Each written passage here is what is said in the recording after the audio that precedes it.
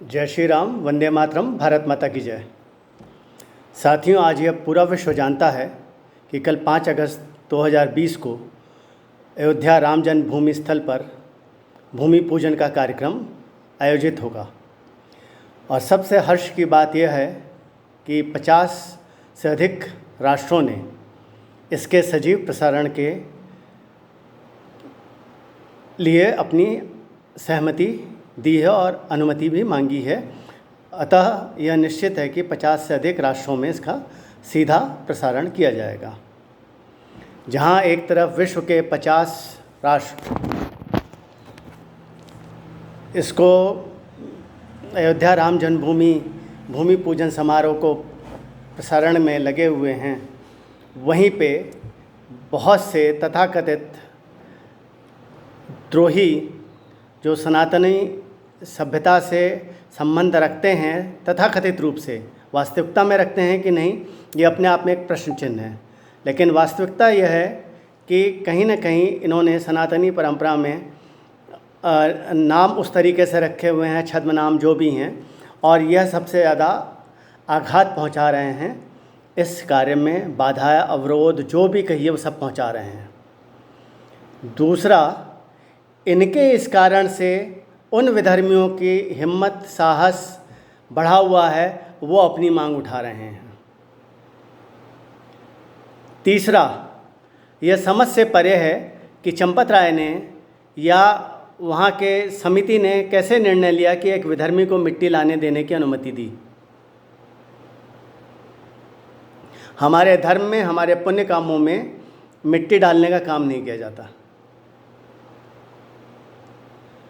मिट्टी कब्र खोद करके उसमें डाली जाती है। यहाँ क्या भावना बताई जा रही है? हमारे संग अब खिलवाड़ न किया जाए, हमारी भावनाओं को आहत ना किया जाए। निवेदन है, सनातनी सोच वाले लोग सहिष्णु हैं, पर सनातनी शिक्षा और हमारे वेद ग्रंथ बड़े स्पष्ट हैं, जो कि पढ़ाए जाने अत्यंत आवश्यक हैं और आज के समय में तो अत्यंत प्रासंगिक हैं। हमारा धर्म स्पष्ट रूप से बोलता है, धर्मो रक्षत रक्षिता, अहिंसा परमो धर्म, धर्म हिंसा तथैव च। यदा यदा हि धर्मस्य ग्लानिर्भवत भारत, अभ्युत्थानं धर्मस्य तदात्मनं सृजाम्यहम्। इन कुछ श्लोकों की भावनाओं को अगर आप समझें और आज के वर्तमान काल के अनुसार इसकी व्याख्या करें तो बड़ा स्पष्ट है, उस समय भी यही स्थितियां रही होंगी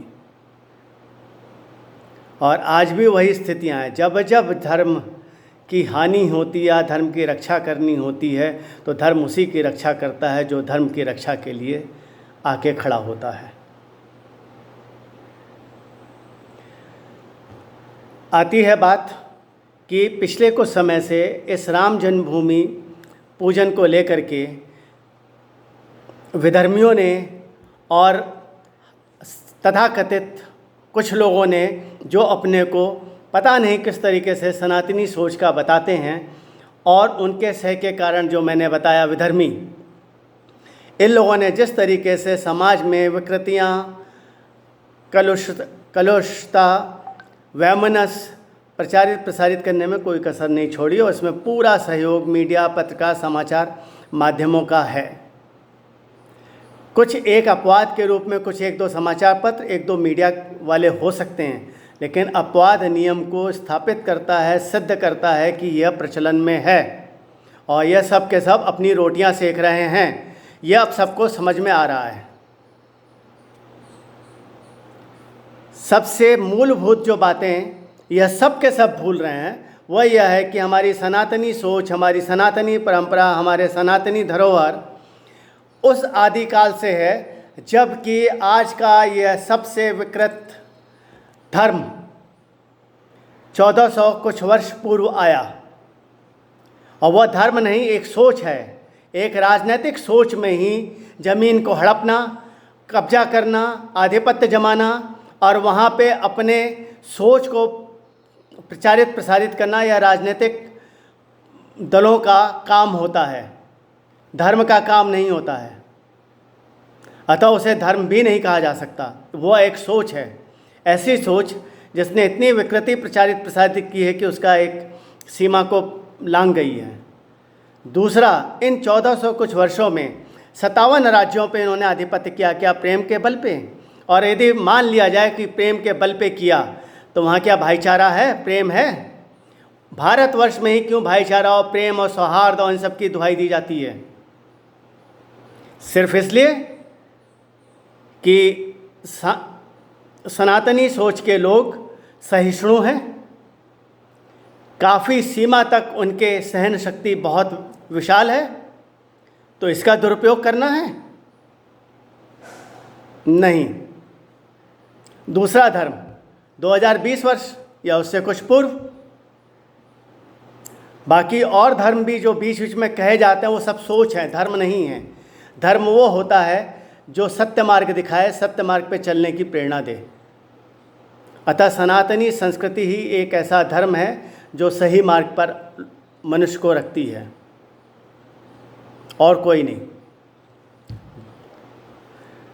तो मैं कह रहा था, जितनी भी अन्य सोच धर्म तथाकथित आए हैं वह सब उसके बाद के हैं। और आज नासा और वैज्ञानिक भी हम मानने लगे हैं कि सनातनी संस्कृति आदिकाल से है, बहुत हजारों वर्ष पूर्व से है। तो यह जब विवाद का ही विषय नहीं है, तो क्यों विवाद, किस लिए विवाद, किस कारण से? क्या इसी पे राजनीति खेलनी है? नहीं। साथ ही साथ उत्तर प्रदेश सरकार, केंद्र सरकार से भी निवेदन कि अब सनातनी परंपराओं का आदर और सनातनी सोच वालों का आदर करना प्रारंभ करें। उनकी भावनाओं को अब दिन प्रतिदिन आहत ना करें। और इसी कड़ी में मैं जानना चाहता हूं कि चंपत राय ने किस अधिकार से, कैसे, क्या उनके खुद की घर की खेती है या खुद की ज़मीन है जहां पे एक विधर्मी को एक मिट्टी लाने के लिए अनुमति दे दी? या हमारे देश के प्रधानमंत्री ने दी है तो किस अधिकार से?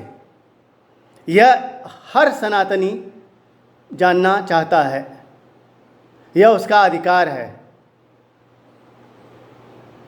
किस तरीके से? अगर ऐसा है तो हम सनातनियों को प्रत्येक मस्जिद में और मक्का मदीना में जाकर के वहाँ तुलसी का पौधारोपण करके उस पर गंगा जल अर्पित करने की अनुमति दी जाए और वहाँ गंगा जल डालने की अनुमति दी जाए। क्या ऐसा कर सकते हैं?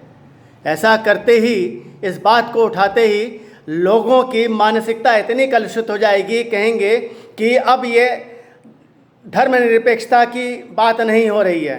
अरे धर्मनिरपेक्षता का पहले अर्थ समझें। धर्मनिरपेक्षता का अर्थ बड़ा स्पष्ट है कि आप अपना धर्म अपने घर में, अपने स्थान पे जाकर के माने, वहाँ मनाएं, सड़कों पे लेकर के ना आएं, दूसरों के ऊपर थोपने का प्रयास न करें। सनातनी सभ्यता ने यह कार्य कभी नहीं किया। धर्मनिरपेक्षता खाली एक तरफ से नहीं, बाकियों की तरफ से भी होनी चाहिए। और सनातनियों को धर्मनिरपेक्षता का पाठ ना पढ़ाएं। बहुत हो चुका। वहाँ वो गाली दें, टुकड़े टुकड़े गैंग, सारी चीज़ सब कुछ करें। अभिव्यक्ति की आज़ादी और धर्मनिरपेक्षता, ये गाना गा करके इसमें पत्रकार, मीडिया सब अपना सहयोग देते हैं। जले में घी, जले में घी, जले में घी, जिससे आग और प्रज्वलित हो और उनकी रोटियां सिकें। अरे रोटियां नहीं सिकेंगी, जल जाएंगी, कोयला बन जाएंगी। अब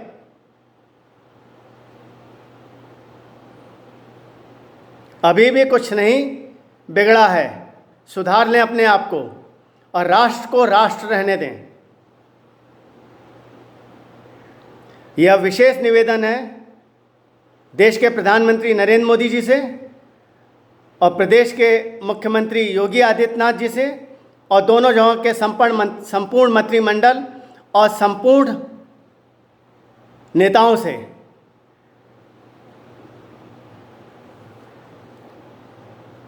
कल राम जन्मभूमि पूजन कार्यक्रम निर्विघ्न रूप से हो, ईश्वर की अनुकंपा बनी रहे और किसी विधर्मी का प्रवेश वहाँ पे पूर्णतया वर्जित होना चाहिए, यह स्वीकार्य नहीं है।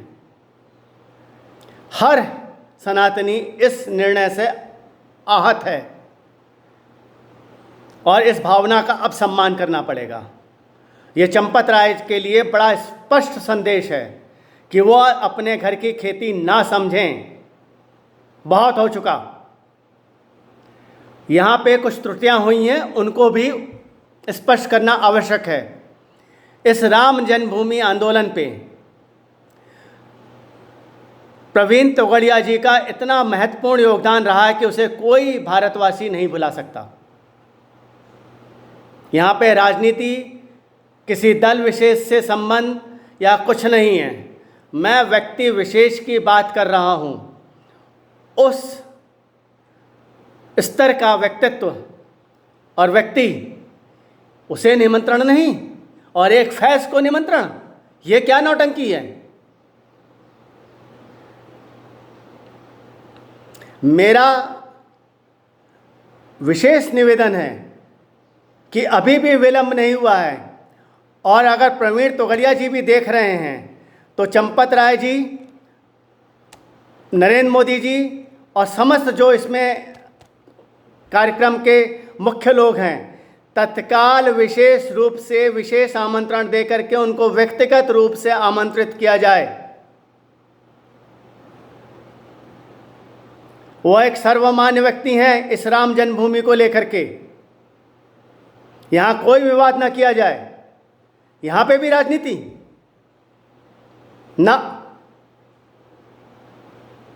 अब कोई राजनीति नहीं। इस राम जन्मभूमि के लिए पता नहीं कितने सनातियों ने अपने प्राणों को न्यौछावर किया। उसमें से कुछ एक नाम कोठारी ब्रदर्स वगैरह, जैसे कोठारी बंधु वगैरह लोगों की स्मृति पटल में हैं। अतः राम जन्मभूमि न्यास के जो सभी मुख्य कार्यकारी लोग हैं और देश के प्रधानमंत्री और प्रदेश के मुख्यमंत्री और सभी लोगों से यह निवेदन है कि वहाँ पे जितने लोगों ने विगत 500 वर्षों में इस राम जन्मभूमि के लिए अपने प्राण न्यौछावर किए हैं, उनकी स्मृति में एक स्मृति चिन्ह स्थल बनाया जाए और एक भव्य स्थल बनाया जाए, जिसमें कि समस्त लोगों की सूचना एकत्रित करके वहाँ पे लाई जाए और यह प्रयास किया जाए कि सबका नाम अंकित किया जाए, जितने लोगों ने भी अपने प्राण न्यौछावर किए हैं। इसमें ये एक छोटी सी, एक बहुत विनम्र श्रद्धांजलि होगी ऐसी विभूतियों के लिए। चलते चलते मैंने अपने विगत वीडियो में उत्तर प्रदेश संत रविदास नगर, गोपीगंज से मिर्ज़ापुर चील रोड जो कहलाता, वहाँ पे एक गांव जगन्नाथपुर, इस लॉकडाउन की स्थिति में भी जब पूरे बंद का आदेश शनिवार इतवार पुलिस के समक्ष निर्माण कार्य हुआ, इसका उत्तर कौन देगा,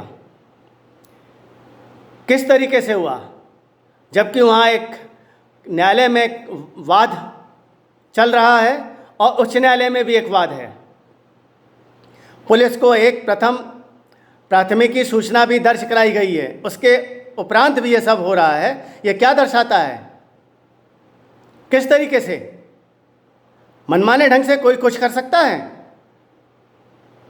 और पुलिस प्रशासन क्या इस तरीके से गलत कामों में सहयोग देने लगा है? ना, अब यह स्वीकार नहीं। प्राधिकरण ने कुछ समय पहले, जो कि पिछले वीडियो में भी मैंने बोला है कि निकाला है समाचार पत्रों के माध्यम से, कि जो प्राधिकरणों के क्षेत्र में औद्योगिक इकाइयों के भूमि विगत 5 वर्षों से रिक्त पड़ी हुई हैं और कोई कार्य नहीं हुआ है, उनका यह वापस आधिपत्य ग्रहण करेगी और वहाँ पे नए कार्य करेगी। तो यहीं पे ग्रेटर नोएडा में स्वर्ण नगरी में यहाँ के सबसे बड़े मॉल के सामने काफ़ी बड़ी भूमि पिछले गत 1 दशक से अधिक समय से भी रिक्त पड़ी हुई है। कैसे, किस लिए? उसका आधिपत्य करने का साहस है, जुटा पाएंगे, या वहाँ बहानेबाजी चालू होगी? एक नई नौटंकी। और आज ये नौटंकी मैं ग्रेटर नोएडा औद्योगिक विकास प्राधिकरण के कार्यालय में देख करके प्रत्यक्ष रूप से आ रहा हूँ। 10 से 12 मिलने का समय रखा है। किस प्रकार के मिलने का? कोई वहाँ पे यारी दोस्ती करने जा रहे हैं? जो व्यक्ति जा रहा उसके वहाँ पे निराकरण होना चाहिए काम का, और संबंधित उत्तरदायी व्यक्ति वहाँ पे उपस्थित रहना चाहिए जो तत्काल निर्णय ले। ऐसे समय में कोई बैठक नहीं, कोई बोर्ड बैठक नहीं, कुछ नहीं, कुछ स्वीकार नहीं है। ये आंखों में धूल झोंकने जैसा काम है। बैठक 12 बजे के बाद भी की जा सकती है। क्यों आंखों में धूल झोंकने का काम किया जा रहा है? यही काम रह गया है। कुछ काम इस ग्रेटर नोएडा औद्योगिक विकास प्राधिकरण में बहुत समय से लंबित हैं, लेकिन कोई कार्यवाही नहीं है। कागज के ऊपर एक कागज, कागज के ऊपर एक कागज, उस पर एक और कागज, अगली तिथि में एक और कागज। न्यायालय से भी आगे बढ़कर हो गया इनकी प्रक्रिया। लोगों को कष्ट पहुंचाने में, तकलीफ देने में, परेशानी उत्पन्न करने में कोई इनको विलंब नहीं लगता। सड़कों की हालत, नालों की स्थितियां दयनीय हैं। मैंने उठाया कि पानी की स्थिति बहुत खराब है, पानी पे पेनाल्टी तो लगाएंगे, लेकिन प्राधिकरण की जो खुद की जिम्मेदारी है, खुद का उत्तरदायित्व है कि जो कंप्लीशन के समय RWAs, बिल्डर अपार्टमेंट्स, इन सब जगहों में, बड़े बड़े इंडस्ट्रीज़ में, इन सब जगहों पे बरसाती पानी के संग्रहण की व्यवस्था आवश्यक होती है, उसके पश्चात उसे नहीं देखा जाता कंप्लीशन सर्टिफिकेट के बाद। उनके यहाँ इसकी कोई व्यवस्था नहीं है। अगर है तो बताया जाए। ये पूछा गया था ना, ऐसा कुछ नहीं है। कोई सुनवाई नहीं, कोई उत्तरदायित्व नहीं, सिर्फ और सिर्फ खानापुरी। पेयजल जहाँ पे इतना बर्बाद होता है, बरसात का पानी, जैसा मैंने पहले भी बताया कि सबसे स्वच्छ, निर्मल, शुद्ध वो पानी नाले में जाकर के मिलता है। इसके लिए दोषी कौन? अपराधी कौन? एनजीटी क्या संज्ञान ले रही है? उत्तर प्रदेश सरकार, भारत सरकार क्या संज्ञान ले रही है इस पे? कैसे आंख मूंदे बैठी हुई है? ना, बहुत हो चुका। साथियों, ये जब ऐसे काम नहीं होते तो अंदर से आक्रोश उठता है। लेकिन फिर भी कल भगवान श्री राम जन्मभूमि भूमि पूजन का कार्यक्रम है, अतः आप सभी से निवेदन कि अपने घरों में, घरों के सामने न्यूनतम 5 दियों का प्रज्वलन अवश्य करें। न्यूनतम 5, उससे ऊपर 7, 9, 16, 11, 21, 51, 101, जितनी भी गिनती आपकी सामर्थ्य करें और इसे एक उत्सव के रूप में परिवर्तित करें। ऐसा उत्सव जो कि चिरस्थायी हो। और दूसरा निवेदन, इस समय भगवान की स्तुति करें, चाहे जय राम श्री राम, जय राम जय राम, जय श्री राम जय जय राम, जय राम जय श्री राम, इसी का ही पाठ करें कम से कम 5 मिनट। मन में करें, उच्चारण करके करें, या भजन लगा करके करें, सुंदरकांड आयोजन करके करें, जैसे भी कर सकते हैं, लेकिन करें अवश्य। मेरे अगले वीडियो की प्रतीक्षा करें। अगले वीडियो में कुछ मैं भ्रष्टाचार से जुड़े मुद्दों को थोड़ा सा विस्तार में और लेकर के आऊँगा, कि बहुत सी ऐसी चीज़ें हैं जो अगल बगल घटित हो रही हैं और हम सब लोगों को आपस में जुटना आवश्यक है। अतः यही निवेदन कि आप सब लोग मेरे YouTube चैनल को अवश्य देखें, उसे सब्सक्राइब करें, पसंद करें, अपने विचारों से अवगत कराएं, अपने साथियों में, अपने जानने वालों से भी इसको सब्सक्राइब करने का निवेदन करें और उनसे कहें कि वह आगे भी इसको प्रसारित करें। यह मेरी बात, निवेदन, भावनाएं जन जन तक पहुँचें और आप सब हम लोग मिल करके अपने प्रभाव क्षेत्र को दिन प्रतिदिन बढ़ाएं, तभी सारे काम होंगे। हम एकजुट होंगे, हमारी शक्ति बढ़ेगी, हम इस काम में अवश्य सफल होंगे। यह मान के चलिए कि हम अवश्य सफल होंगे, इसमें कोई अब हमें नहीं रोक सकता। अगले वीडियो तक आप सभी लोगों से भारत माता की जय, वंदे मातरम, जय श्री राम।